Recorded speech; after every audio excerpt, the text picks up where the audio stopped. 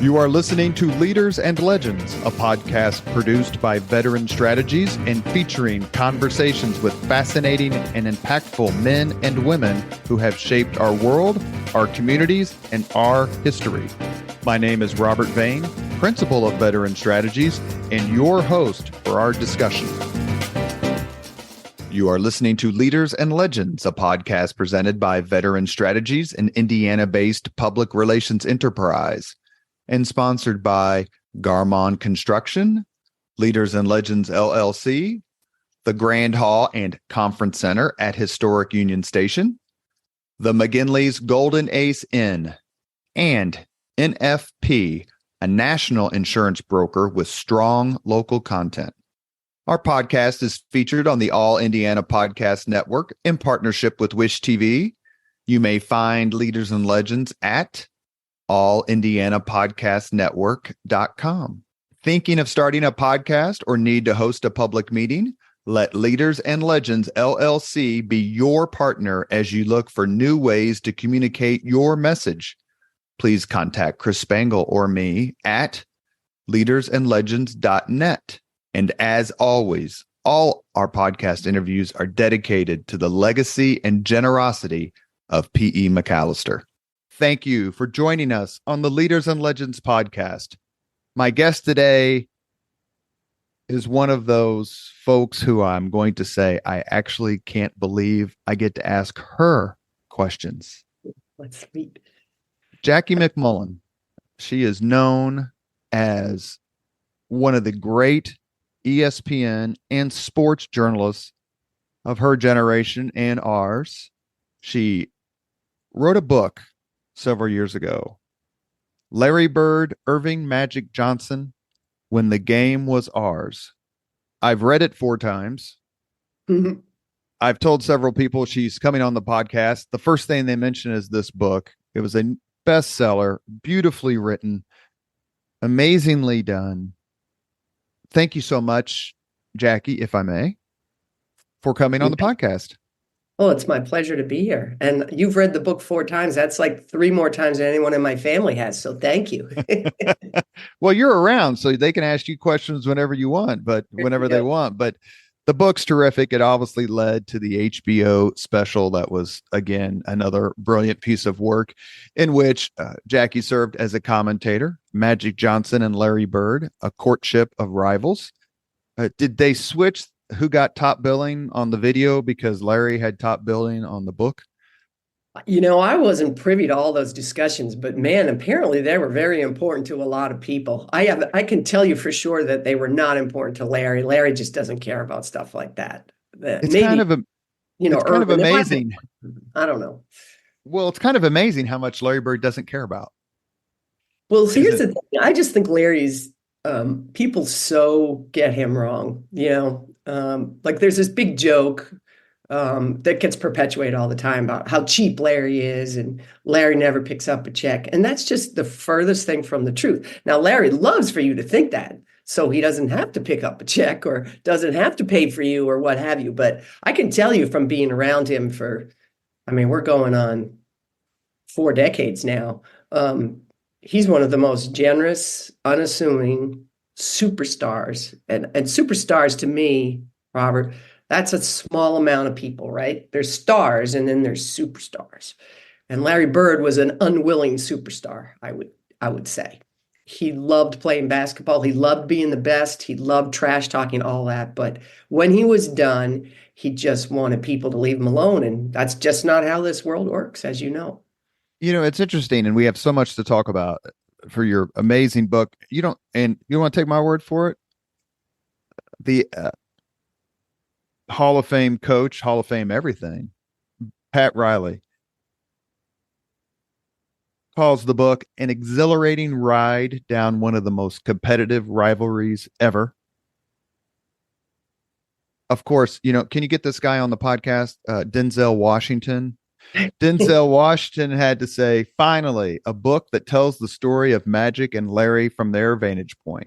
When the Game Was Ours took me inside their fascinating rivalry with new insights and revealing details about 2 men who evolved from bitter competitors into lifelong friends. And the reason I mentioned this, and the reason we started with Larry, besides the fact that this podcast is based in Indiana, Sure. is how much it seemed like interviewing Magic Johnson has just got to be the most fun thing in the world. Like, he's so engaging, he's so smart, he's so fun, he's so funny.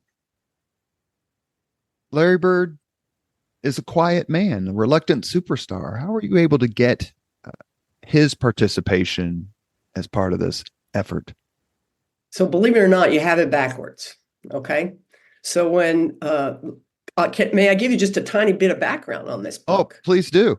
So this book started out as believe it or not, a picture book. It was going to be a coffee table book with photographs of Larry and Magic, Larry and Irvin. I always call him Irvin. And it was done by a Canadian publisher. It was his idea. And they just needed me to write about 10 or 20,000 words, just short little snippets to go along with this coffee table book. Okay. So we got going on the project, not very far along, unfortunately. And I never actually, I don't know, the idea of a snippet on these two gentlemen never made sense to me. So I was probably over-reporting, if you will. I spent a lot of time interviewing them and talking with them. And then the project went belly up. The gentleman who had commissioned the project ran into some personal issues that I don't need to share with everybody here. And the project went away. It died. And I was left holding the bag with some expenses that went unpaid that, of course, Larry immediately offered to pay, and I didn't accept that money from him. But anyway, so that project was this is 5 years earlier. And I was like, wow, this is too bad because, this was a really good idea, this book. And of course, I was thinking of it never in terms of a coffee table book. I was thinking, what a great book this would have been.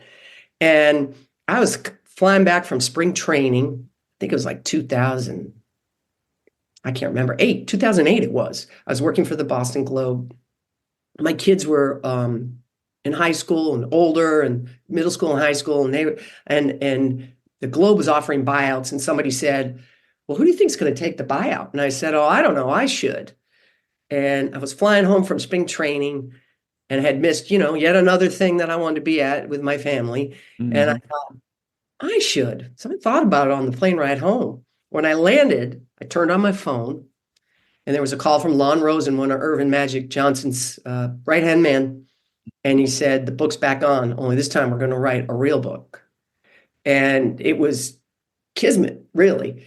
And so I took a buyout at the Globe and started writing that book. And of course, it became a very different thing than a coffee table book, as you know now. So your career is so impressive. And the reason I bring that up, starting at the Boston Globe as an intern in 1982. So 2 questions. One is, you get there just as the Bird phenomenon, not just as the Bird phenomenon's taking off, because they won the NBA championship in 80-81, right. But the perfect time as Bird starts to mature and really build on his career. Was there, A, what was that like? Mm-hmm. B, you are a reporter for the Boston Globe. And so how do you get the Laker folks and the Magic Johnson folks to think you're going to be, well, it took a while. And I have to be honest with you, Robert, I was very young in 1982. I was 22 years old, 21 years old, actually, because my birthday's late. And I had to earn my right to even go to cover a Celtics practice. There were a lot of people in front of me, a lot of decorated people like Bob Ryan, like Lee Montville, a gentleman named Mike Madden who worked there at the time. They were the ones covering all those games. Once in a while, if it was a big game, if it was Lakers Celtics, for instance, we'd have probably 10 people at that one game, and I'd be the 10th person in. So I had to earn my way into that rivalry and into that group. And it took years, really, because I had fleeting experiences with these athletes. The good news for me was mid-'80s, when things are really percolating with the Celtics and the Lakers, I became the advanced person. So I would go to the teams that the Celtics were playing next. So if the Bucks were, the next opponent, I would go spend time there. So I would actually go in advance to LA and spend time with the Lakers separate from the Celtics. So I really did have a chance to get to know them. And it's funny, the one I remember the most, the one that always stuck out to me was Byron Scott. Byron Scott to me was such an interesting guy. And he wasn't one of the biggest stars, but he was an important player for those teams, obviously. But he would just say, I hate Boston. Like, I hate it. And I'd say, but why? Why do you hate it so much? It's a racist town. I said, well, give me an example. And then he would. He was just so willing to talk about this whole idea of Larian magic, which they never, ever, ever equated themselves with race. It just, neither one of them cared. They just didn't care about that. That wasn't what this was about. But the two cities had these, both of them had interesting racial histories, by the way. I mean, I remember Bill Russell and Sag Sanders both tell me the worst racial incidences they ever had were in LA, as you may know. So, but the world loved the idea of black versus white, Boston versus LA. And black athletes really didn't like going to Boston. They did not feel safe there, and they did not feel welcome there. And so that was my really first exposure to that, was covering the Lakers and listening to all this.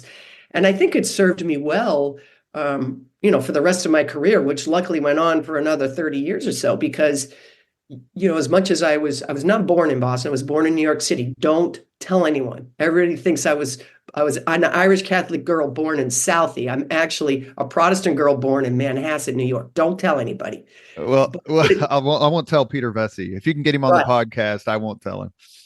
I know Vesey pretty well. I like Vesey a lot. If you get Vesey on, ask him about the very so-called friendly writers basketball game when the Pistons were in the playoffs. It ended up with a lot of blood spilled, and me in between the two of them with blood all over my face. Well, I remember, you're talking about 800 different directions. You're talking about Bird. I was in the Army, so this was late 80s. Okay. You're talking about Bird being cheap or whatever. And Peter Vesey had a short-lived column. I think it was in Sport Magazine, and it was called Beers With. And they ended up changing the name because somebody got upset about it. But I think the first Beers With was with Bird. Bird loved Vesey. He says, Larry will pick up the $20 beer tab until the moment you expect him to pick up the $20 beer tab. He's so right. He's exactly right. That's what I was trying to tell you before we started. Everyone has this idea of who Larry is, and they're wrong. He is one of the most generous people I've ever been around in my life. It's the truth. If you're going to be friends with Larry Bird because you think you're going to get something out of it, you're getting nothing. If you get to know Larry Bird because you respect him as a person and you have some, usually there has to be a little give and take and a little scuffle involved and all that, then it's going to be a completely different experience.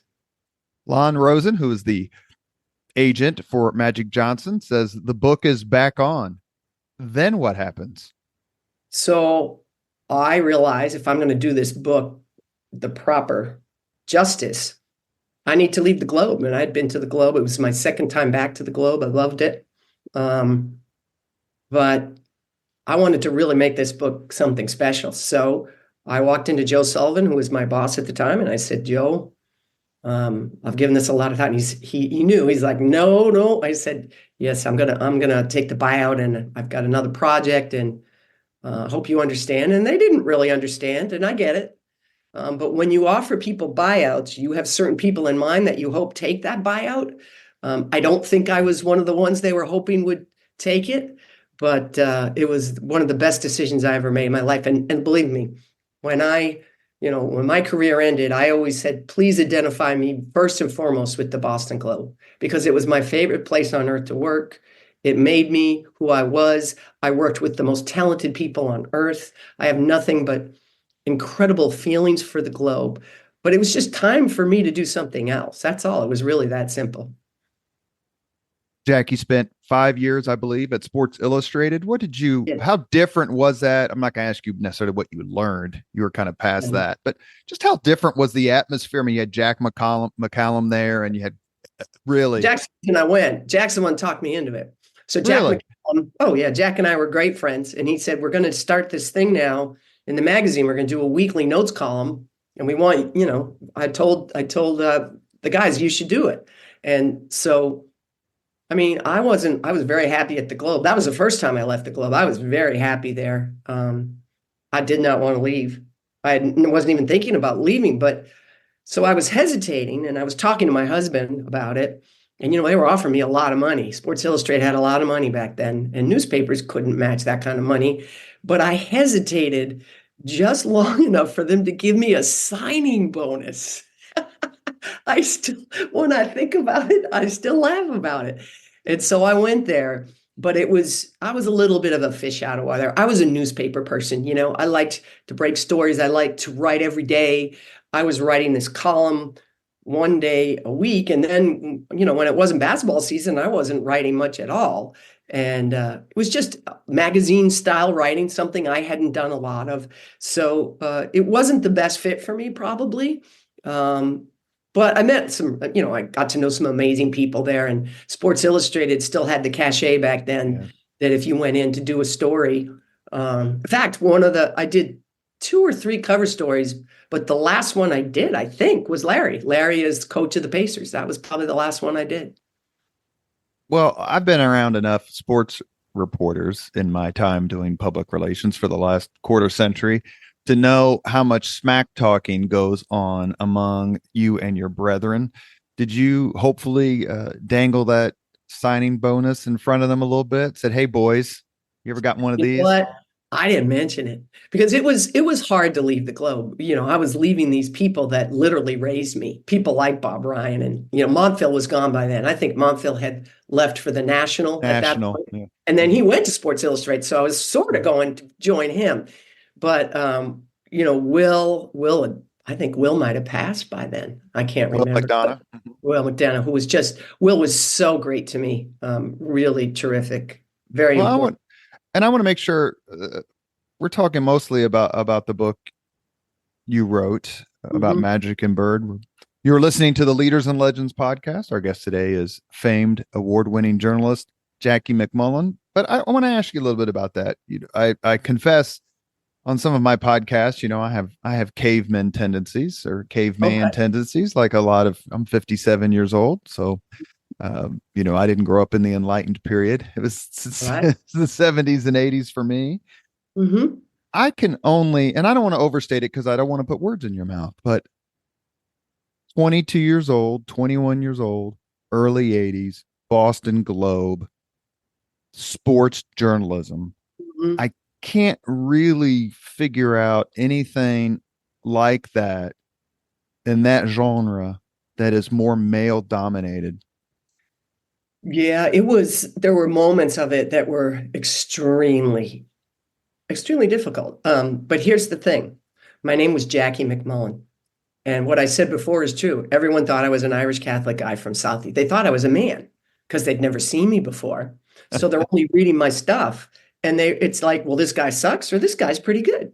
And if my name was Nancy MacMullan, I don't know if my path would have been quite as smooth, to be honest. Now, of course, the athletes you're covering, they know you're a woman. And in the beginning, of course, because I was joining a Hall of Fame lineup, I was covering mostly colleges. So there were some of the college coaches that didn't want me around. They certainly did not want me in their locker room. And they made my life very, very difficult. And then there were other guys like Jim Calhoun, who was at Northeastern, and he's trying to make his way just like I'm trying to make my way.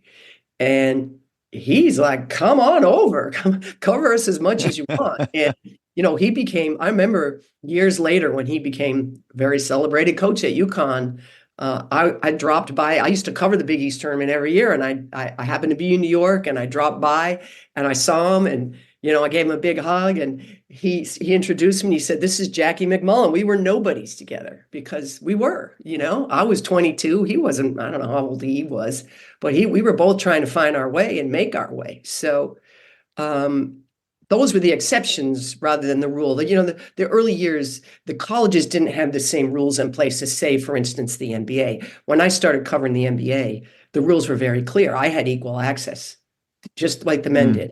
And and David Stern wasn't going to hear anything differently. I mean, David Stern was tough. He was tough with me. He was tough with everybody. but boy, did he have my back at all times when it came to matters like that. The colleges, it was just a little different. It was a little wonkier. The rules weren't as defined. So in those early years, there were a lot of days I'd keep the stiff upper lip when a security guard's blocking me from going in the locker room or a coach is giving me crap or whatever. And you go in your car and you have a good cry and you make sure nobody sees you. And then you get up and you go to work and you do it all over again the next day. That's just how it was. The word pioneer, or part of the pioneer Mount Rushmore, isn't exaggerated when it comes to you and covering sports, even though in 2024 or 2025, it's, female sports journalists are ubiquitous. They're doing play-by-play. They're doing color, Doris Burke, the list goes on. It would be more noticeable not to see them than to see them. 40 years ago, it was the complete opposite. How do you compare the two? Not that I'm asking you to brag about yourself and saying I opened all these doors, but well, the doors were already started to be open. There were so many great women before me that I've been, I always hesitate to list them because you'd leave somebody out, but there were plenty of women that were making great strides in more difficult situations than me. And I think the next generation would say that about, their experience. Every year it gets better, right? Every generation it gets a little easier. You're a little more accepted. So I couldn't be happier with what I see today. The only thing that I keep to myself about is people talk about we didn't have social media, obviously. Thank goodness for that. I'm not a big fan of social media. To be honest, it's one of the reasons I retired when I did. It became necessary to be on Twitter. It became part of the job, and it was just part of the job I just couldn't bring myself to do. So it made, every year ESPN would say to me, they'd have a new social media person come in who was like 23 or 24 and very good at their jobs and super enthusiastic and excited. And they'd say, Jackie, come on, we got to get you on there because we want to grow your brand. And I was like, man, I'm trying to shrink my brand. I wasn't interested in that. And so I would say, oh, okay, I'll do it, because I knew that within a year, this very ambitious and excellent social media person was going to move on to another job. And that's what would happen every year, and then finally you say to yourself, if you're not going to do this job the way that it's required in this time and place, then you shouldn't be doing the job anymore. So it was a factor in me just saying, you know what, I think I've had enough, One thing about social media, it seems, and those of us who work in PR and journalism, to your point, we have to be on it or aware of it, or however you want to describe it. It does bring you closer to broadcasters, athletes, team, whomever you want, right? In a way that just didn't exist before before social media, but when your career started. In some respects, is that a good thing? I suppose. I guess what I was going to say is I listen to some of these young people today who are in social media and they make a gaffe on the air, or people don't think they should be in the industry and they get bullied on social media. And I'm sure that's no fun, but try getting a letter addressed to your home threatening you and naming your kids. So that's what used to happen back in the 80s and 90s. So none of it's any good. None of it. That happened to you? Oh, sure did. Yeah. One of them was bad enough that we actually went to the local police, but there were people that just didn't want me doing what I was doing. And, who knows who they were? It might have been someone that I wrote a negative story about. You never know. And I certainly wasn't the only one experiencing this. There were many other accomplished women in our field that experienced this. Jeanette Howard, who worked at the Detroit Free Press for many, many years, just a brilliant basketball writer, actually brilliant writer, period, wrote a great book on Chrissy Everett and Martina. She's just fantastic. And she worked, I think, for Sports Illustrated for a little while. But anyway, we used to compare notes a little bit about things like that. But again, her name was Johnette. So I think in the early stages, if people didn't look quickly enough, because she was really good at her job, you should have seen her put Bill Laimbeer and Isaiah Thomas and those guys in their place. She suffered no nonsense from them. And so she was someone I was close with, and we would compare notes about, the difficulties of people just simply not wanting you in this industry. but that's always going to be true. I don't like social media today for the athletes because the betting is out of control Yeah. for athletes. They're 18, 19 years old and they drop a football or they miss a free throw and their lives are in danger and they have to be subjected. I mean, there's got to be something to be done about it. It's to me, that's really scary. It's way over the top. You are listening to the Leaders and Legends podcast. Our guest is award-winning and acclaimed writer, sports journalist, Jackie MacMullan, ESPN Star of Stars.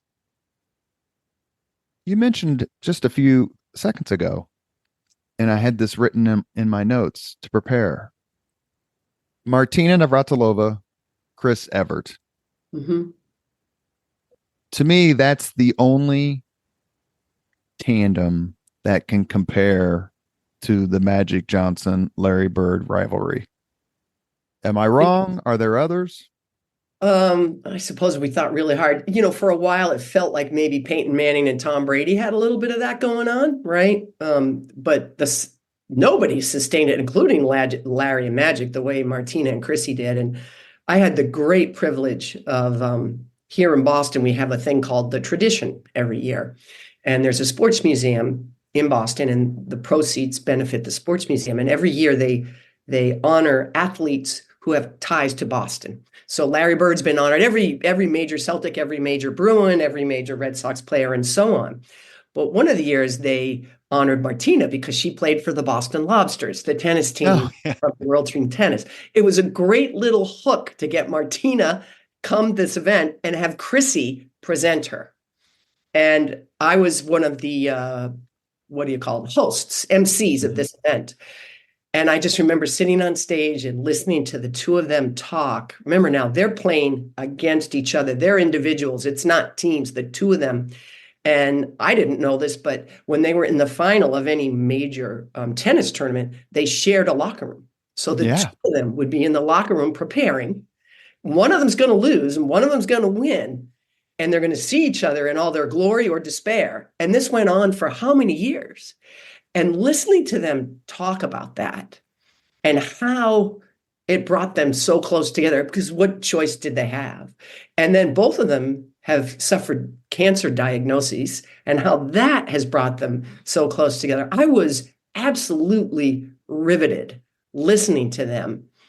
And a small part of me, it did bring me back to when Magic was diagnosed as HIV positive.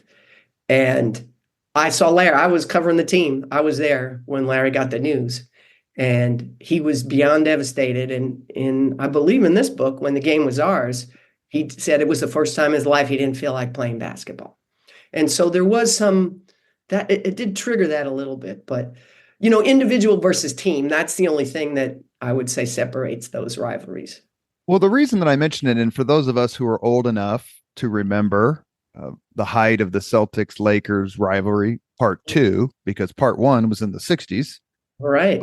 But part 2 was Harry West. Yeah. Who wouldn't even go to Boston when he was general manager of the Lakers. Wouldn't even go back. I think he lose 7 world championships. He finally won one in 73, right? 72, but he lost to the Celtics. But at the very, very end of his career, and Elgin wasn't with him anymore, and they lost in the most excruciating fashion. Oh. It's just insane. But listening to Martina Navratilova and Chris Evert, and also in tennis, the love fest among Novak Djokovic, Rafael Nadal, and Roger Federer. Even today in basketball, LeBron and Steph Curry and Kevin Durant and all that. I bring up all these names in contrast to the absolute war between the Celtics and the Lakers in the 80s. And that is, if you weren't there, how do you understand it? And how you understand it is you read your book. But when you were going through that, was it like, wow, this was so much different than, the last few years where people are huge rivals, but they hug it out and they no do hugging. all those things. No hugging. No hugging. Go ahead, please. No, and part of it was because of the people surrounding them too. So you've got Max and ML Carr on the Celtics, and they're trash talkers, and they're trouble, man. They're trouble. So when James Worthy misses the free throw, they're going to walk across the free throw line and give him the choke sign. I mean, that kind of stuff doesn't happen anymore. I miss it. It was kind of fun when that stuff happened. And you got to remember too, I always said that it's too bad that Pat Riley didn't coach Larry Bird and that Casey Jones didn't coach Irvin Johnson because their personalities matched up. You know, I'm going to make this happen someday. I'm retired, but this is reminding me of this again. I just interviewed Pat Riley recently because, well, you live in Indiana. Have you been to the Larry Bird Museum yet? That just opened in Terre Haute. Okay. So Bob, Ryan, and I were consultants for that project. And I flew, Oh, yeah, we were. And I flew down to Miami and interviewed Pat Riley for that museum. And we did the interview, but then afterwards I said to him, you talk about Pat Riley in these ways. And the first book I ever did with Bird was Bird Watching. And the foreword was written by Pat Riley, if you can believe it.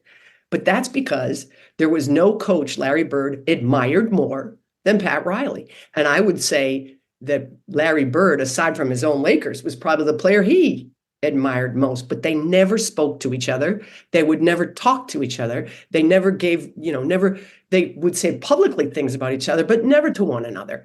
And so here I am. I mean, this is not that long ago, Robert. This is last April. I was in yeah. A Miami. friend of mine did the PR for that. Oh, Bob Knoll? Yeah. So here in Indiana, Yeah. a local consultant. Yeah. Go ahead. Very good. Yeah. So anyway, I said to him then, I said, what about now? You guys, now you say all these lovely things about each other. Have you guys hung out together? Have you and Larry hung out together? Can can I get the two of you to go out to dinner and have a beer? I would probably drink wine. But anyway, they still haven't done that. But I've always said that it would have been, they were better matched because they were all about, like, this is war. You are dead to me. If you're on the Lakers, you're dead to me. If you're Larry, you're dead to me. Whereas Irvin and Casey Jones are both like, oh, come on, man. It's not all that serious. Let's go. I can hug Max. It's okay. We see each other in the summer. DJ and Irvin Magic Johnson used to play together all the time in the summer. DJ was from California. He played at Pepperdine, played for the Supersonics for a bunch. Yeah. They were good friends. And the minute DJ got to Boston, man, that all changed. Like, it just wasn't allowed. And so it was a wonderful backdrop to a great rivalry. And the reason you don't have it anymore is because AAU didn't exist really when these guys were young. Larry, that's a great point. So they now, if you're on a top AAU team, or everybody goes to Montverde Academy or whatever it is, you know all these guys by the time you get to the NBA. You're already friends with them. You're playing on elite teams with them. You're going to showcases with them. And that kind of camaraderie didn't exist back in the 70s and 80s. Just wasn't available to these players. That is a great point, because you're right. It didn't exist. And is it somewhat ironic in your mind that probably the most, in my opinion, I'll say, the most well-known and complimentary quote about Larry Bird comes from Pat Riley? And that's the famous, if I had to choose someone to take the last shot to win a game, I'd choose Michael Jordan. If I had to choose someone to take the last shot to save my life, I'd choose Larry Bird. Right. Yep. Well, that's respect is what that is, great respect. And, you talked about the rivals playing each other and getting to know each other. I didn't know this until I read your book, that Larry Bird and Magic Johnson were teammates. I know. Isn't that crazy? That is a crazy thing. Please tell the Leaders and Legends audience how they were teammates and what they thought of each other's game. So it was the summer before, their last year. Well, Irvin's last year, when it's the summer before they're going to play each other. They don't know that in the NCAA tournament and for the championship. And Dave Gavitt was a brilliant guy, ran the Big East. I think everyone knows who Dave Gavitt is, I hope. He was a brilliant guy, and he had great TV chops, if you will. And he and some of his television executive friends, one of them was a guy named Eddie Ihorn, I think his name is. I hope I'm pronouncing it properly. Anyway, they got this idea. Let's do an all-star team. We'll have them travel all over the world, play the Russians, play all these other teams. Won't this be great? So they get this great idea to do this. And Joe B. Hall from Kentucky had just won the national championship. So he agreed to be the coach. And he, in essence, started all of his players and played all of his players, including Rick Roby, who became one of Larry Bird's best friends on the Celtics. So Larry and Irvin both get picked for this team, but they're really afterthoughts. They're good players, but they're not going to be the showcase. James Bailey from Rutgers was another player on that team. I can name a few others if you'd like me to. But in essence, what happened was the Kentucky guys would kind of run the show, and they were going to be the starters. And Larry and Magic would play together in practice. And both of them being hyper competitive were kind of ticked off that these Kentucky guys got these spots. So they started playing together. And of course, they both love to pass the ball. And they started beating the Kentucky starters in practice. And people who were there, not me, I was not there. I was in high school at the time, said that in those practices, watching Larry and Magic play was pretty incredible. Now, personality-wise, nothing was different. Larry would sit on the bus, look out the window, talk to nobody, kind of like the Grinch, solve world hunger, tell no one, right? And then Irvin comes on the bus with a huge boom box. Hey, yeah, he's running the show. He's everybody's favorite guy. So nothing had changed in terms of their personalities. But when they left after that, I think it was called the World Basketball Championship. When they left after that, Larry Bird went home and said to his brother, I just seen the best player I've ever seen in my life. And so now you fast forward all these months later, and they're going to play each other for the national championship. And it's a press conference, and they have 3 chairs. They have 2 chairs up there, I guess, for Irvin Magic Johnson and Kessler, Greg Kessler, his teammate. Yeah. And then for Indiana, there's only 1 chair for Larry. And he thought Carl Nitz should be up there with him, right? So he's mad. He's already salty. Well, then here's this guy, Irvin Magic Johnson. Oh, my brother, my teammate, he's coming over for a big hug. And Larry is like looking straight through him because, like Larry says, if you're not with me, you're dead to me. And so he pretty much blew Irvin off at this press conference. And Irvin, went back and said to his teammates, that guy's kind of a jerk. He was thinking, oh, he's my brother. He's like, he's a jerk. And so that's where the little seeds of animosity were planted. In the HBO special, Bird says that he can't be friends with you. And then especially a rival, but I can't, he said that Magic can be your friend and still be your friend off the court. Famously in the 80s, it was Isaiah Thomas and Magic Johnson and Mark Aguirre. Yeah. And how did that turn out? Not too well, right? Magic Johnson about took his head off. That's right. Yeah. Isaiah Thomas says, and Bird just says, look, that's just not me. I just can't be that way. Is that something when you were writing your book, did their differences, because they have obviously so many similarities, but their personality differences, is that something that just kept getting reinforced the more you researched, the more you wrote? But probably not in the way you'd imagine. So I'll give you a scenario. So I never got to sit down with them both together. Never happened. We tried, but they were just crazy busy, both of them, in their lives at that time. I really regret that we never got them in the room together so they could banter back and forth with me there. It just didn't happen. We tried.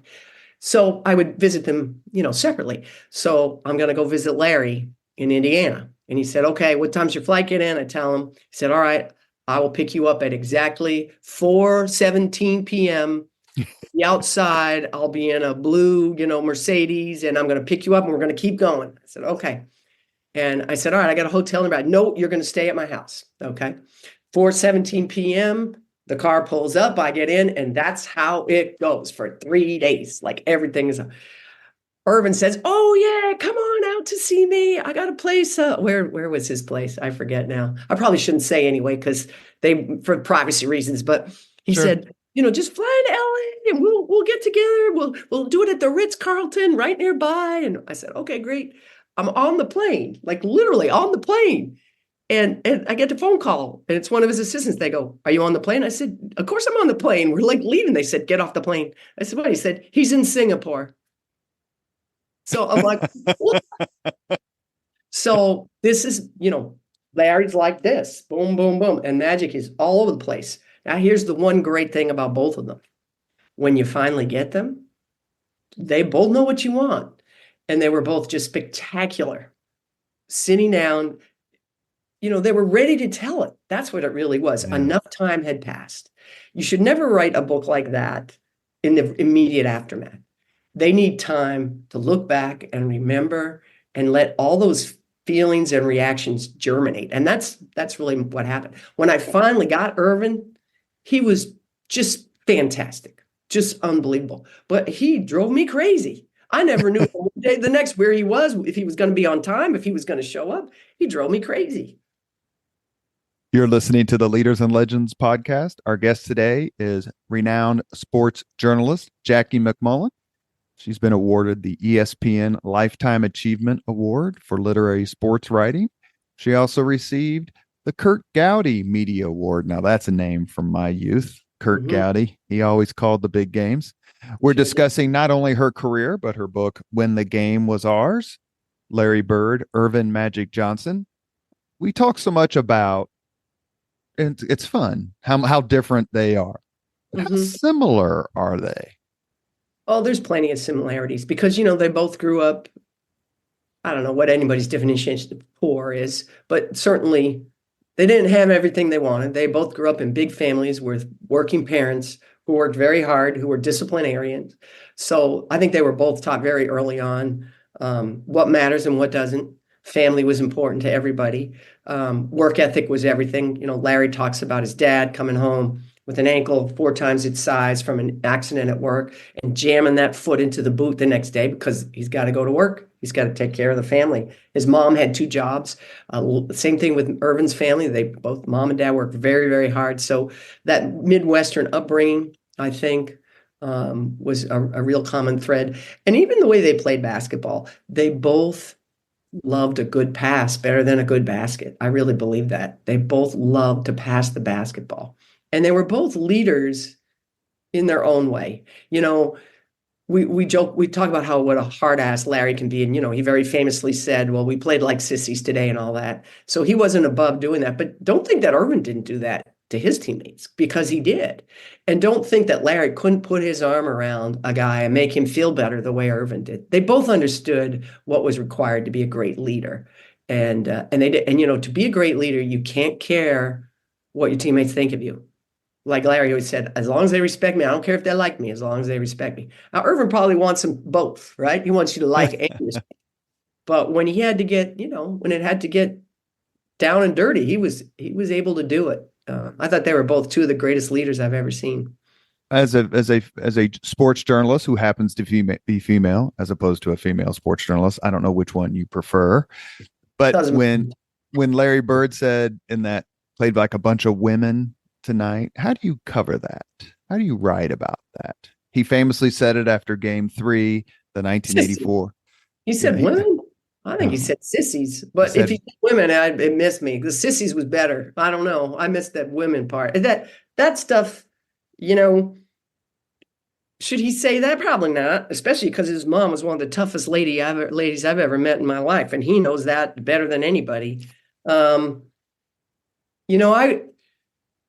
I just never let that kind of stuff bother me because, one of the best compliments anyone ever gave me was, and this is a somewhat obscure name to people unless they're real NBA, followers, was a guy named Matt Guokas who coached the Orlando Magic. Yeah. Good coach and a really good man. The 76ers. Yep, that too. And we were somewhere and someone used some bad language and then someone looked at me. I was the only woman. I was always the only woman. They said, oh, I'm so sorry. And Matt said, you don't have to say sorry to Jackie. Jackie, don't take this the wrong way, but I just consider you one of the guys. And I thought, man, that's all you want is just a chance to be on an even playing field. And I took that as a great compliment.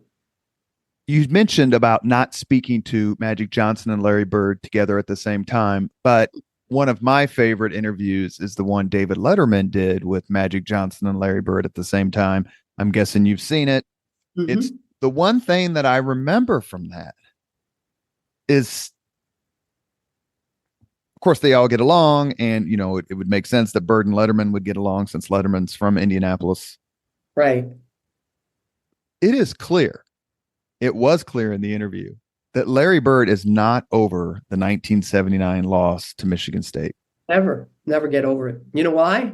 Well, there's lots of reasons why, but You headed me right in the direction I was going. yeah, the one of all the things in that game, 5 for 8 from the free throw line. He'll never get over that. Never. Because that's under his control. Some of the things that happened in that game were out of his control. I mean, Michigan State was a better basketball team. That's just a fact. And they did a very, very good job on Larry Bird, too, in that game. But so those are some of those things Larry couldn't control. 5 of 8 from the free throw line. And I think it's because I don't know what he's a career 90% free throw shooter, I think. I'm not great with stats. Bob Ryan would know exactly to the point what he shoots from the free throw line. He was an outstanding free throw shooter, especially a great clutch free throw shooter. And so those mistakes are the ones that kill him because those are the ones he can control. I don't want to speak for him, but I guess that's exactly what I'm doing. I'm speaking for him. And it's also very clear from that interview that Magic Johnson will never stop being happy about beating Larry Bird in the 1979 NCAA championship game. No, because that was the hype, the lead up to that was crazy. I do remember Irvin telling me once, and I forget if I put this in the book. I can't remember. You've read it 4 times. Maybe you'll remember that he said that before he met Larry Bird, remember now, they're not on national television. These games aren't on like they are now, ESPN 24 hours a day. Like Indiana State played in a conference that wasn't one of the power conferences. He thought Larry Bird was black. He couldn't believe it when he found out Larry Bird was white. He just assumed anybody who was putting up those numbers had to be a black dude, Sounds like Nolan Richardson in his NBA Hall of Fame speech where he says he didn't know either. Right. Let's chat a little bit about that because like I said, I was born in 67. 70s television is, quite a bit different, even early 80s. Right. NBA finals being shown on tape delay. The 1980 4-3 victory on Washington's birthday, the Miracle on Ice, that was tape delay. I mean, it's so you can't even, no one knew it had happened because, for various reasons. How much credit would you give the rivalry between Bird and Magic in changing kind of the sports media, the sports broadcasting landscape? Oh, a tremendous amount. And because it was right out of central casting, the lunch pail Boston Celtics with this gritty guy with the long hair and the scabs on his arms, and then the Showtime Lakers and this handsome guy with the big toothy smile. So right out of central casting. And they both lived up to their bill because they were both phenomenal players, 2 of the greatest players of all time. And again, what changed the game, I believe, and changed so much from was their willingness to pass first, to reintroduce passing into the game of NBA basketball. Now, after I say all of this, my caveat is always this. The third prong of that group is David Stern, because he learned to market the NBA like no one had ever thought of before. It wasn't going to be the Celtics versus the Lakers. It was going to be Larry and the Celtics against Magic and the Lakers, Michael Jordan and the Bulls. He was the one that did that to a T. And the players Larry didn't like it. He didn't like it. They didn't care. It sold. It sold tickets. It created interest. We all love those kind of rivalries. Ali Frazier, right? We all love great rivalries. So Stern was brilliant, not only that, and simultaneously the globalization of the game. So now Dirk Nowitzki's growing up wanting to be Larry Bird. It just changed everything. In the HBO special, Bryant Gumbel's asked, and he takes umbrage, and he says that someone says Michael Jordan saved the NBA, and he's like, no, it's Magic and Larry. Mm-hmm. So if I were to say that as someone who was around then as a professional, if I said Magic and Larry saved the NBA, how would you support that statement given how different things are now? And the point is, I walked uphill both ways to school, every morning in 5-degree weather, but it's really hard if you weren't alive and paying attention then to understand how different the sports landscape was. Right. So again, you take a team that a pro league that's on tape delay, that's losing money hand over fist. People don't want to sponsor these athletes or these products. They don't want the games. The broadcast rights aren't very valuable. So you turn this thing into a rival that everybody that's a sports fan can end. Black versus white, East Coast versus West Coast, you know, flashy versus lunch pail. Like you're appealing to everybody in our country with that mantra. Now, what I say about what Michael did was he took that framework, that foundation, and he's the one that invented player empowerment. Okay. He's the one that took it to the next level where he's not going to Converse and wear the same shoe that Magic and Larry are wearing. No, man, I'm going to have my own shoe. I'm going to have my own shoe. And I'm also going to get not just money for my own shoe. I'm going to get a piece of that shoe in perpetuity. Okay. And then you go to LeBron James, who takes player empowerment to a level that every player in the world today should thank him profusely for. And that is, he became the guy that made ownership, GMs, everybody irrelevant. LeBron James made himself so powerful and so good, he decided where he was going to go. Not Pat Riley, not the Lakers, not the Cleveland Cavaliers. He took player empowerment to a level where players became in control of their own destiny. That was unheard of, even for Michael Jordan. So well, each one of these guys ratcheted up this idea of, the legacy of the NBA.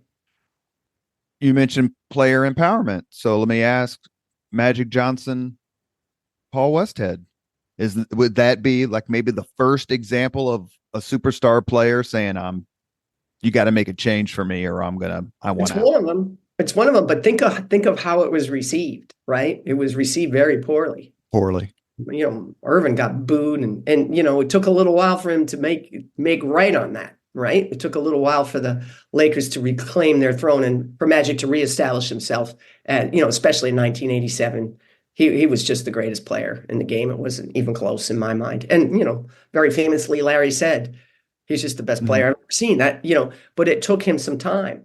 I think LeBron, it was more the ability to move teams.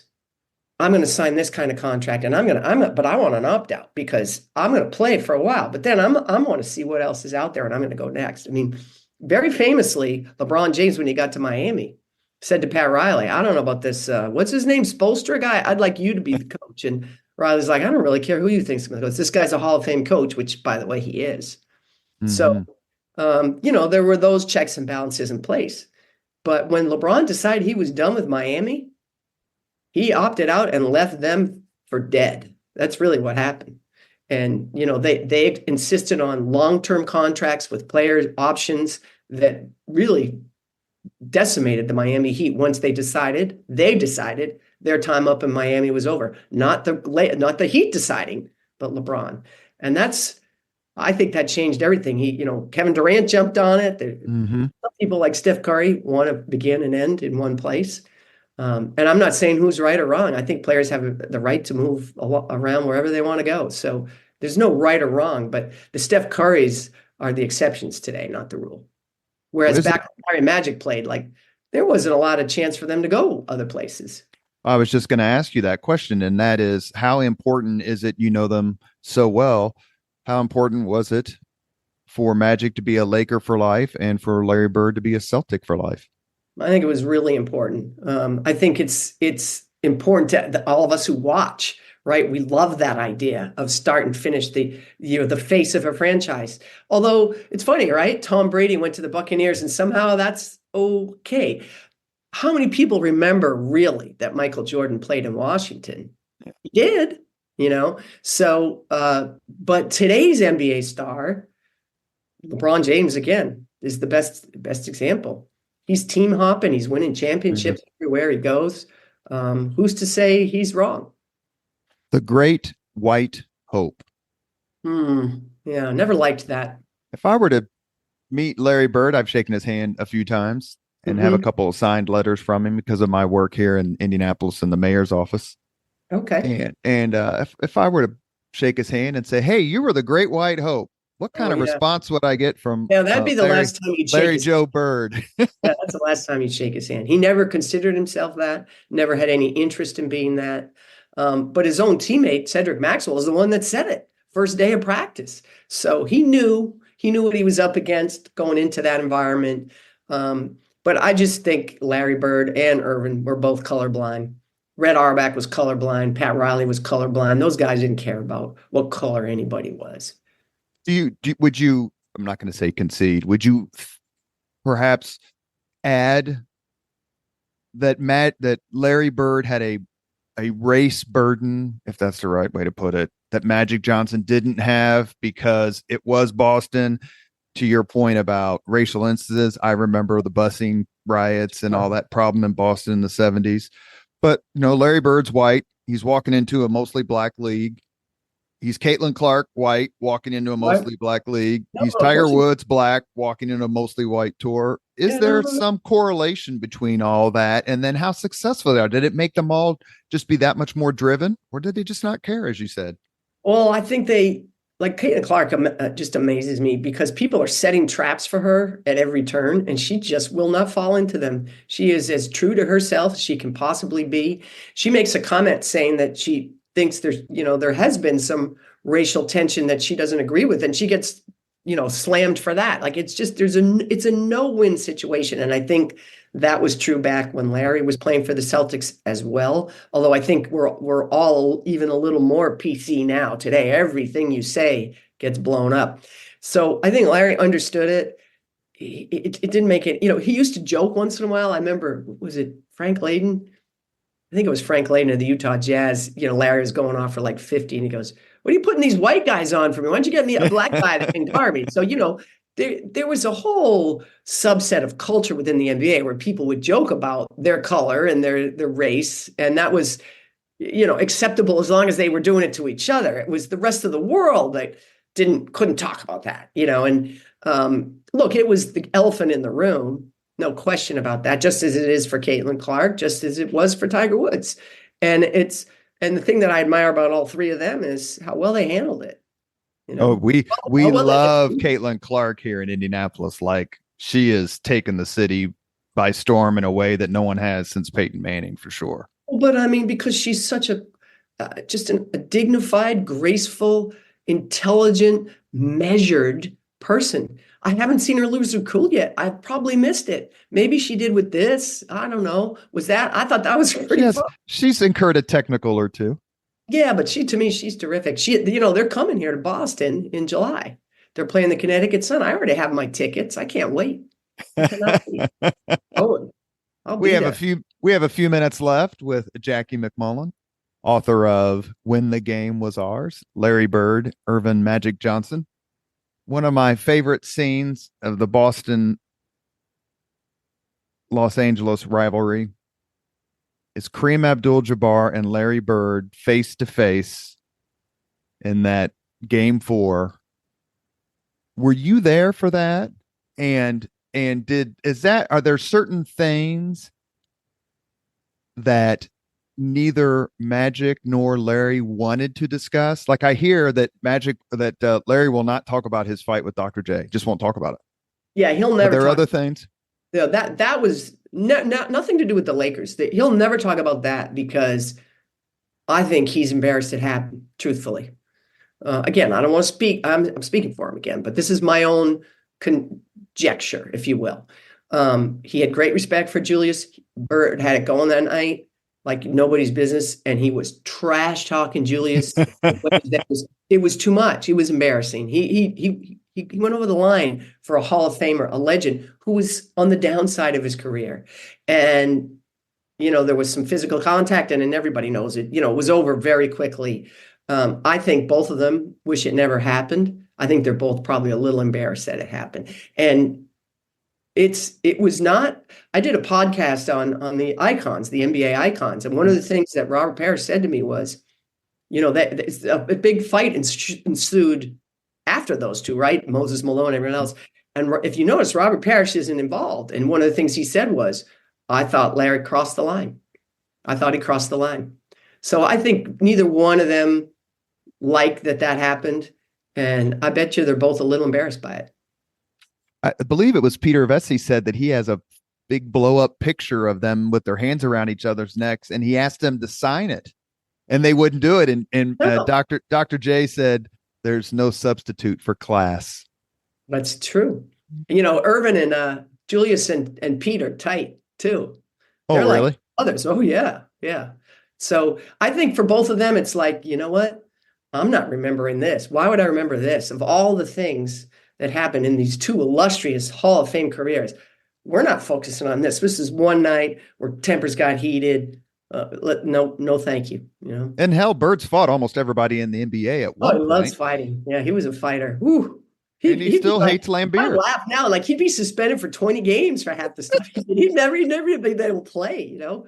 I mean, Max went into the stands after guys in the Philadelphia. I mean, it was a very different league back then. I Very thought he was different. going to kill Mark, or is it Mark Ivaroni one Mike night? Garb, oh yeah, he did not like him. No. He hates Kent Lambeer. Benson, not a fan of Kent Benson for obvious reasons. And the way Kent Benson gave him the Heisman sidearm and when he went to Indiana, you know. Yeah. Let's ask about three or four other things before we close, and then I'll ask the five questions we ask, a harmless five questions we ask all of our guests. Okay. And that is no discussion of the Magic Johnson, Larry Bird dynamic friendship is complete without discussing the commercial. The commercial they shot for Converse down in French Lick, I think, down in Larry's farm. The HBO special does a terrific job of discussing it. You detail it beautifully. How did that commercial come to happen, and why did it end up being a watershed in their friendship and interaction? Yeah. So it was 85, summer of 85. So Larry's lost. Okay. He comes off losing. Mm-hmm. And when I first started writing this book, I was sure it was the summer of 84 because I couldn't imagine Larry ever doing something after losing, right? Like Absolutely right. I was shocked that it was the summer of 85. But there was a lot of money involved, and Larry's no dummy. There was a lot of money involved. So Larry said, all right, I'll do it, but Irvin has to come here. I'm not going to LA. I'm home for the summer. And Irvin's like, fine, that works for me, because he's won the championship. So his mom is really excited that they're doing this commercial. She lived up the hill, and she had lunch all prepared for both of them. And his mom's favorite player was Isaiah Thomas, Indiana, right? Indiana guy, played for Indiana. But her second favorite was probably Irvin, really. So she was very anxious to get to say hello to him. So Irvin was going to go back to his trailer. Of course, they had trailers on the property. This basketball court was in the middle of nowhere. And Larry said, no, you got to come up to my mom. My mom wants to say hello. And of course, tell me, who would not fall in love with Irvin Magic Johnson? He walks in, he gives her a big hug. He probably had seconds and thirds. And what happened is, as they're sitting there talking, he's asking Georgia, Larry's mom, questions. Georgia's asking him questions about their upbringing. And that's when I think they start to realize, wow, we both grew up with big families, noisy families, families that were not perfect. Let's be real, not perfect.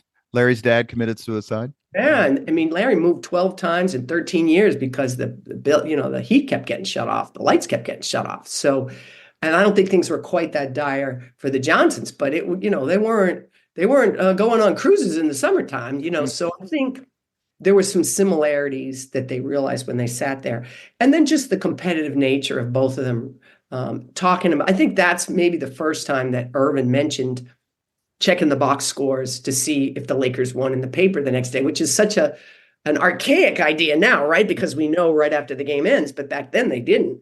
And he would look, and he told me he always looked to see how many rebounds Larry had. Because if Larry had like 15 rebounds, he knew that he was completely dominating the game. And Larry told me once he was a great offensive rebounder, but he stopped doing that later in his career. And I asked him about it, I think for the first book I did with him. And he said he'd love to do offensive rebounding, but it was Red Auerbach that said to him, hey, I don't want you doing that anymore. And Larry said, why? And he said, look at you, you're skinny, you're losing too much weight. You're putting too much energy into that, and we need you to do a lot of other things. So I'm just don't do that anymore. So kind of a little tidbit from Red. But so I think that day they just, for the first time ever, they're not seeing each other as a Celtic and a Laker, right? They're seeing each other as two guys that both have tremendous pressure on them from their respective organizations, who are living this very public life, one who adores it, Irvin, one who abhors it, Larry, and how they're both dealing with this, how it affects their families, and how it affects, like, I think there was some conversations that day too about people when you're suddenly wealthy and you suddenly have money. Oh, yeah. coming around. And I think they handled that differently. I think Irvin early on probably was just like, okay, yeah, yeah, you're part of it, And Bird was like, no, like that, as we spoke about earlier. You want to turn Larry Bird off, you put your hand out. You put your hand out. Grade this statement or refute it, or just tell me I'm an idiot. Like I can handle. My mother was in the Marine Corps. I can handle all three. I don't like to call people idiots. Go ahead. Magic Johnson had a better career. Larry Bird was the better player. Yeah, so well, I agree. I mean, I guess I'm biased because I saw Larry more than I saw Irvin. But there's no question you can't argue with Irvin's success, his ability to play five positions on the floor. He won five championships. Uh, had Bird stayed healthier longer, I would have loved to have seen how it would have gone. He sacrificed his body. He knew in real time he was doing it. He knew his career wasn't going to be long. He's told me that a number of times. He knew the way he played was going to cut his career short. And he made that choice. And I think if he had to do it over again, he'd probably make the same choice. He only knows how to play one way, right? So, and I'm not saying that Irvin took it easy. That's not what I'm saying. Sure. But yes, I agree with that. And Larry Bird to me was one of the most clutch players I've ever been around. And I've been around a lot of them. I've been around. Yes, you are so good at leading me. It's like you're in my mind. My next question. They both revel in the fact that they are clutch. So much of it, especially toward, Magic hits the baby junior hook in the playoffs. Then Magic hits this ridiculous freaking ball off shot, banks off in a regular season game.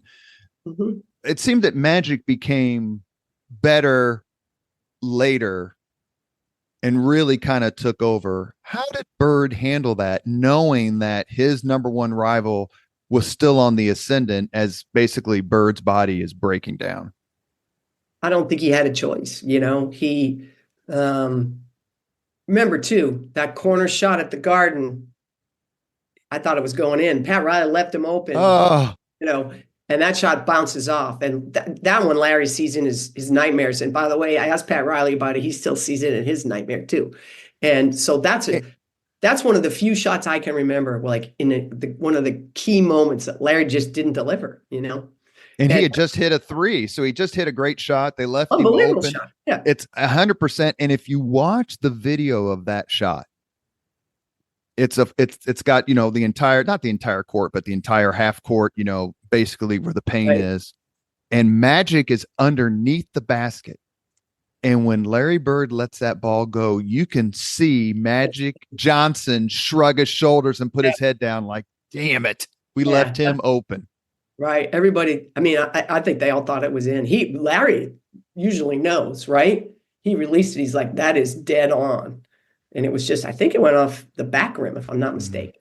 So if I had told you in June of 1984 that Larry Bird is going to be the person who inducts Irvin Magic Johnson into the Hall of Fame, you would have said? Yeah, no, that would have been a hard one to swallow. You're confused, you're confused. But by the time it happened, it was just so fitting. And, by the time Larry retired, Irvin was there for him at the Boston Garden. A lot happened. And it really, when it all comes down to it, when Irvin found out he was HIV positive, even Irvin didn't know that didn't mean, even Irvin thought he had AIDS. I mean, we just didn't know then. We didn't understand it. And they had to keep telling him, no, you don't have AIDS, you have HIV. It's very, very, very different. Okay. Mm-hmm. So it was such a shocking thing. And all of us thought he was going to die. Like, no, there was nobody that thought he would live, including Irvin himself, I don't think, in the beginning anyway. And so that's a pretty good way for all those defenses to come down. Sure. Now it's just two people that you've spent your whole life connected to. Like the funny thing about this, and Larry says it to me all the time, when he runs into people, they don't say, "Oh, how's Kevin doing? How's Chief doing?" They're like, "Have you seen Magic?" No one asks him about his own teammates. Think about that. That's how, intertwined the two of them are. They're so connected forever. And you have a great quote in the HBO special, Magic Larry, that I thought was very interesting. And it rewatching it, preparing for this interview, is what made me think of Martina Navratilova and Chris Evert. You say it's just a little club, and they're the only two members, and they don't have to see each other all the time, but they're happy when they're going to see each other. But it's just theirs, and it's special. And I can't think of any other two people. I mean, you got McEnroe and Connors who just would stab each other, but I can't think of anyone else, any other two, maybe Chris and Martina, that have that special club, just the two of them. Right. It really is. And it's funny. It's been a few years now ago, but I think 5 or 6 years ago, I got a call from one of Magic's people. They were doing an event in Florida. They were doing a private not really a Q&A, just an event for the two of them on stage, just bantering back and forth for a private corporation. So they called me to be the facilitator. I don't want to say an MC because it really was a lot more informal than that. Just me asking them questions and having them talk. And I laughed because, I'm a pretty organized person. So I was there an hour and a half early. Larry was already there. And Irvin was 20 minutes late, And Larry's like, oh my God, he's going to be late, and he's frustrated because Larry is early. He's on time. He's disciplined. He's organized. And, and then Irvin comes in. He's like, oh, I'm sorry. And he's hugging him and he's hugging me. And then all is forgotten. All is forgotten. And then the two of them sit on stage and it's magic. It's just magic. It's just incredible, the chemistry the two of them have. And they make fun of each other and they, and some of it's a little bit of an act, but when you see them afterwards, when you see them talking about things, about their kids or whatever, it's very, very genuine. The 1992 Dream Team, how did that cement, put the final sort of gold touches? Because they got to play together again. It's clear if you read anything about it, that Magic really wanted Larry to play on that team. Larry was, very, very much in pain, injured, however you want to say it. Right. It was just really, really important to Magic. To me, that was the biggest. I was just getting ready to say that he led on, So once again, this brings in Dave Gavitt. So remember, Dave Gavitt was this legendary college basketball person, but he also ran the Celtics for a brief amount of time. And during that time became a real father figure to Larry. Larry really loved and respected Dave Gavitt. And Dave Gavitt thought of Larry as one of his sons. They really had a close relationship. And Larry was thinking of retirement. We were pretty sure he was going to retire. Okay. And he went to Dave Gavitt and says, I'm going to retire. And he had, I think, 2 years left on his deal. And Dave said to him, no, wait till this date. If you wait till September 1st, you get all the money. And Larry said, if I'm not playing, I don't want the money. But Dave was trying to do him a solid. But Dave Gavitt was a huge part of USA basketball. And he's the one that said to Larry, I know you think you don't belong on this team. I'm telling you, you do. Everybody wants you. We want you on the team. We need your shooting. I understand you might not to play a lot, but we got to have you. And Irvin I don't know how true it is, but Irvin has said that he told them, I won't play unless Larry's on the roster. I don't know if that's true or not. But, Michael was really glad he was there too. The real interesting subset of all of this is Michael and Larry were pretty tight. You never heard about it because of their personalities. Their personalities were so much more similar than Magic and Larry. Michael was much more like Larry. He was a killer, just like Larry. And they had a really cool relationship that blossomed even further on the Dream Team. And there was a famous story of the three of them, that Magic, Larry, and Michael all there together. And Magic going on and on, because that's what he does about this and that. We were the best. And Larry finally saying, Irvin, it's over. It's his time now. He's the best. Just accept it. Great moment for all three of them, really. And Larry seemed to be,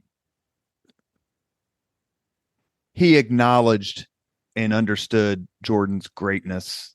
Oh, super early, not just because of the 63 points or however many points it was in that playoff game, but this kid is completely different. Well, he recognized that there's so we talked about superstars. Then there's this smaller group within those superstars that are absolute killers.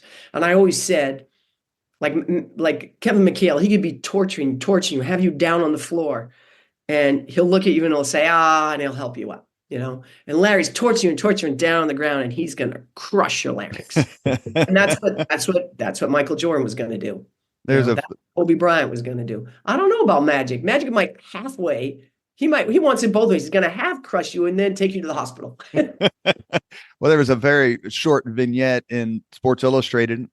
You may have been there with him. I don't think that you wrote it, so forgive me if I get this wrong. That Michael Jordan and Michael Keaton, the actor, are very close friends. No, that's not me. I didn't know that. That's interesting. This was in Sports Illustrated, I remember, and there was a little blurb about it. And Michael Keaton is on the phone. Michael Keaton's telling this story, so it's coming from his perspective to the writer. And Michael Keaton is saying he's on the phone with Michael Jordan, and he says, "If someone has to take the last shot and it's not you," and Keaton says, "I didn't even get the rest of my question out before Michael said Larry Bird." Larry Bird.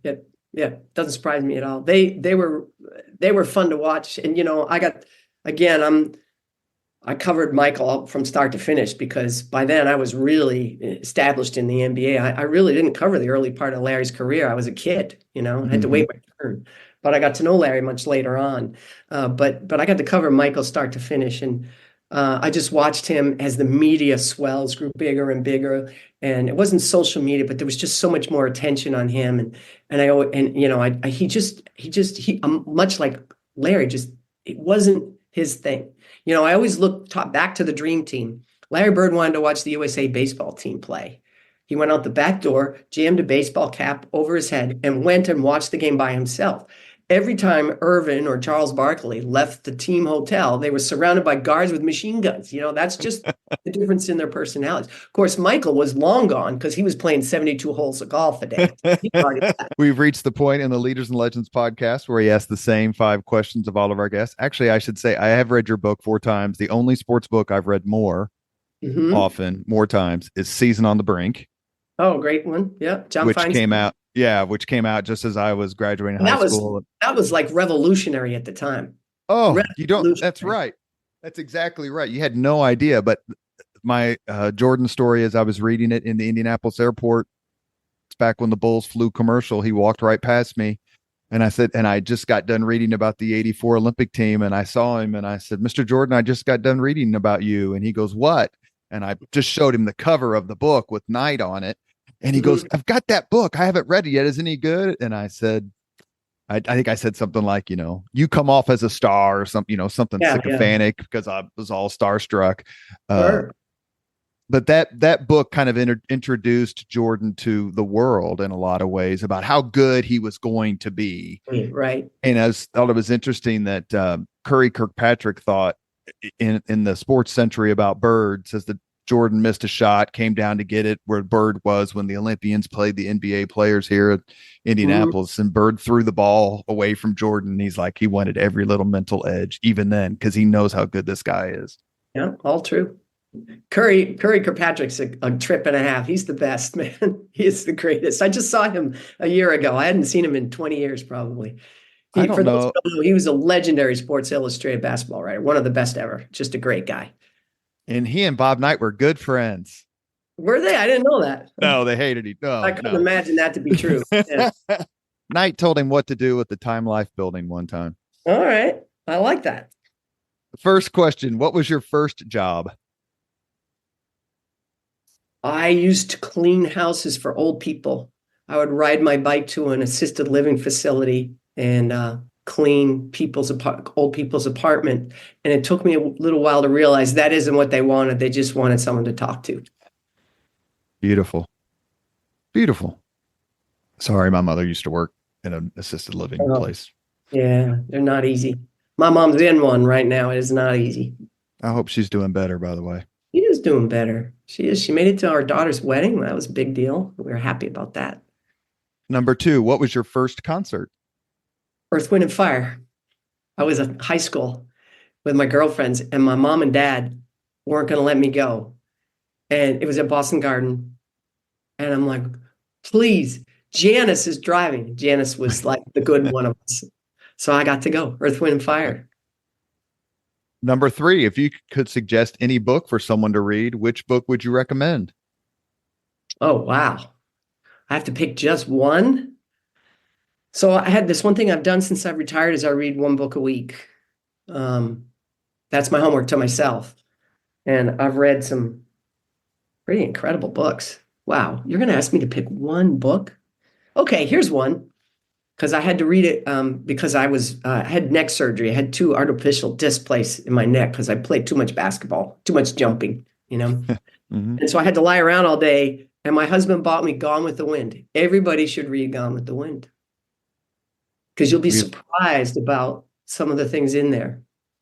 We have not had that answer before. Well, I'll tell you why, because I'm born and raised in the East, right? New Englander, through and through. Bostonian, some would even say. And I didn't understand the South. I understood it a lot better after I read that book. It's really a brilliant book in many ways. I've done 300 podcast interviews and we've not had that answer. 300 different answers to that question. That's how it's beautiful. Number 4, if you could witness any event in history, be there in person as it happens, which event would you choose? Like one that actually, Oh my goodness, these are really, really difficult questions because I went to so many good ones. I've been to like many of them. So like some of the ones I would have said, I already saw. You know what I would have? Well, I'm going to go in the Wayback Machine. Since we're talking about Celtics Lakers, I would have liked to have been there in LA when Jack Kent Cooke had all those balloons up in the ceiling and 1969. Bill Russell. Yeah, let's go with that. Game 7. Bill Russell was a hero of mine. Bill Russell was so good to me. People told me, you stay away from him. He's no good. He won't talk to any of you. He hates reporters. And he overheard them say that. And I got my courage up and I went and asked him a question. And for the next 20 years, I had one of the most incredible relationships of my professional life. So if there's anyone who could have been bitter, it was him. Oh, yeah. And he was. Some of the things he went through and had done to him in Boston, in other places, are just disgusting. There's no other word for it. People have to always remember about Boston. Boston, the city, and the Boston Celtics are 2 separate entities. The Boston Celtics were one of the most racially progressive franchises, perhaps in all of sports history. First Black coach, first Black player drafted, first Black starting 5, first Black GM, and so on and so on. Against the backdrop of a city that had forced busing and was struggling mightily to deal with that and behaved so shamefully that I was embarrassed to be from Boston for many years. But people should not confuse the two. Other than a sports event, is there another historical event taking sports out of it? Most popular answer is Lincoln giving the Gettysburg Address, that kind of stuff. That's a good one. Well, I would have loved to have heard Martin Luther King do I Have a Dream. That would have been really spectacular. That was probably such a moment in our world's history. Probably the most popular answer other than the resurrection. Last question. If you could have dinner with anyone living today, 2 people, if you could have dinner with 2 people living today, 2 hours off the record just to chat, whom would you choose? Well, President Barack Obama would be one. I have met President Obama. I got to speak to him for about 15 minutes at the Sloan Analytics Conference about 3 years ago, and I was absolutely incredibly mesmerized by him. So he would be one of my answers. And you know what? What the heck? I'll say Caitlin Clark because I'm retired. I'm never going to interview her. Barack Obama is still the number 1 answer if you could have dinner with anyone living today. Because he's so charismatic. Blew me away for my 12 or 15 minutes, whatever it was. I was blown away. I had all these things I was going to say to him. And then I turned the corner and he said, Jackie Mac. And I'm like, no. And then that was it. I couldn't think of one intelligent thing to say. Blew me away. You have been listening to Leaders and Legends, a podcast presented by Veteran Strategies, an Indiana-based public relations enterprise. As always, all our podcast interviews are dedicated to the legacy and generosity of P.E. McAllister. Our guest today, the incomparable and the, obviously, if you've listened, delightful and fun, Jackie MacMullan, author of When the Game Was Ours, Larry Bird, Irvin Magic Johnson. Jackie, I've been waiting for this interview for a long time. It was beyond worth the wait. Thank you so much, not only for your writing, but for your sense of humor and for all that you've done to help those of us who've never played the game understand the game. Oh, you're very sweet. And thank you for your patience. I appreciate you hanging in there with me. Thank you very much for listening to Leaders and Legends, brought to you by Veteran Strategies Incorporated. If you want to contact us about this program or our menu of public relations services, please send us an email at robert@veteranstrategies.com. That's robert@veteranstrategies.com.